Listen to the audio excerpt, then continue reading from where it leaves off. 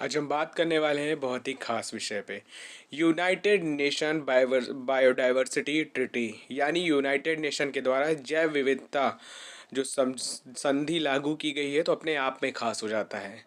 महासागरों के अंतर्गत आने वाले खुले समुद्र यानी हाई सी के नियमों के दायरे में अब आ जाएंगे। उद्देश्य क्या है? जो समुद्री जैव विविधता है उसका संरक्षण करना और सतत उपयोग करना।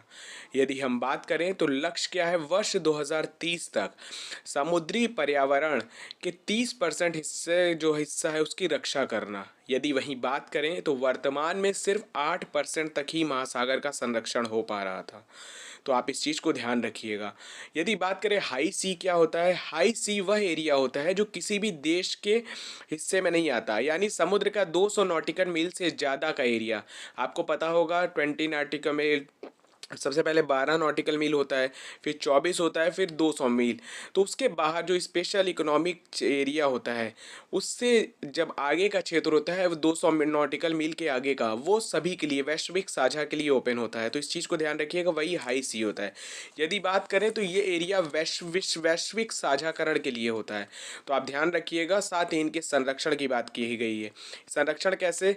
जैसे संचार हेतु जो केबल आती है वो सभी उपयोग, नौवहन गतिविधियां हैं, ये सारी चीज़ें इसमें होती हैं। तो ध्यान रखिएगा, ये कानूनी रूप से बाध्यकारी है, तो ध्यान रखिएगा। साथ ही 2023 में इस पे हस्ताक्षर हुए थे, लेकिन लागू अब हो रहा।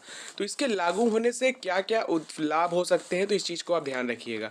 यदि हम बात करें, सबसे पहले क्या होगा? समुद्री संरक्षण बढ़ेगा। उसके साथ साथ जो आने वाले जो इसमें मछलियां हैं उनका जो अत्यधिक दोहन होता है वो सारी चीज़ें कम हो पाएंगी। साथ ही साथ जो कोरल रीफ जैसे क्षेत्रों में जो दोहन किया जाता है उससे बचत हो सकेगी। साथ ही पर्यावरण जो जैविक जो आपका जैव महासागर का पर्यावरण, उनका दोहन कम से कम हो सकेगा।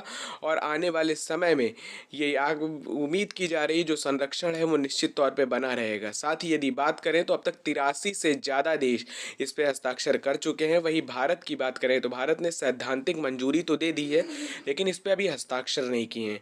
तो अपने आप में खास हो जाता है। इस चीज़ को आप थोड़ा सा ध्यान रखिएगा।